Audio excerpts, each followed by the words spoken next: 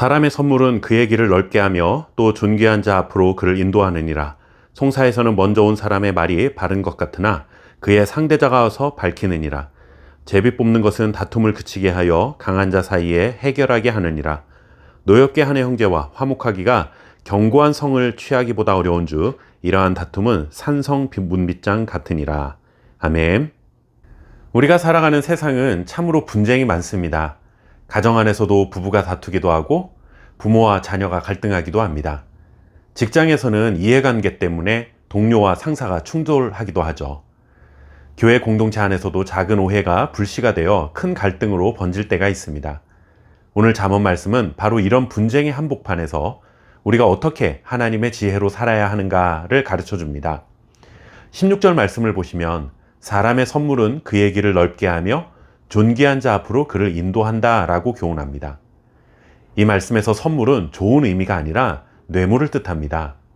뇌물은 순간적으로 길을 열어주는 것 같지만 결국 하나님의 정의와 공의를 막아버립니다. 우리 주변을 한번 보십시오. 돈과 권력이 판결을 바꾸고 약한 자들이 억울하게 짓밟히는 일이 일어나서는 안 되지만 솔직히 현실은 그렇지 않은 경우가 많이 있습니다. 이렇게 불의하고 불공평한 세상 속에서 살다 보니 성도들도 세상에서 살아남으려면 우리도 어쩔 수 없이 불의한 방법으로 살아야 한다는 생각에 빠져들 수 있습니다. 하지만 잠언의 말씀은 이런 세상의 방식을 따르지 말라고 말합니다. 잠깐의 유익을 얻으려고 불의에 기대지 말고 정의와 공의를 굳게 붙들라는 것입니다.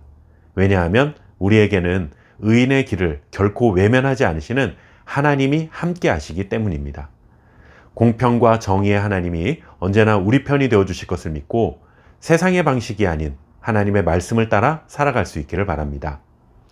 갈등과 분쟁이 많은 세상 속에서 하나님의 지혜로 살아가고자 할 때 또 한 가지 기억해야 할 교훈의 말씀은 한쪽 말만 듣지 말라는 것입니다.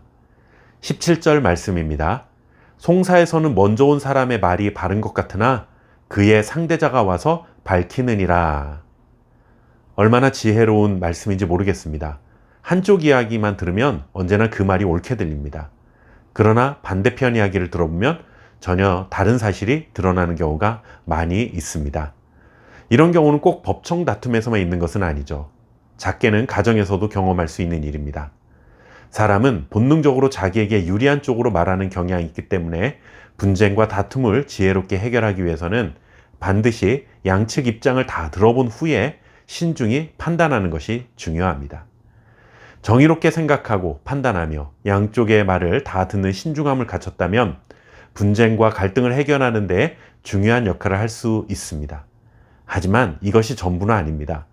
가장 중요한 것은 18절 말씀을 통해 배우게 됩니다. 제비 뽑는 것은 다툼을 그치게 하여 강한 자 사이에 해결하게 하느니라. 제비 뽑기는 흔히 행운, 요행으로 여기는 경향이 있죠. 그러나 고대 이스라엘에서 제비 뽑기는 그저 우연으로 여겨지지 않았습니다. 제비 뽑기를 한다는 것은 사람의 생각이나 의지를 배제하고 전적으로 하나님의 뜻에 따르겠다는 뜻이 담겨 있었습니다.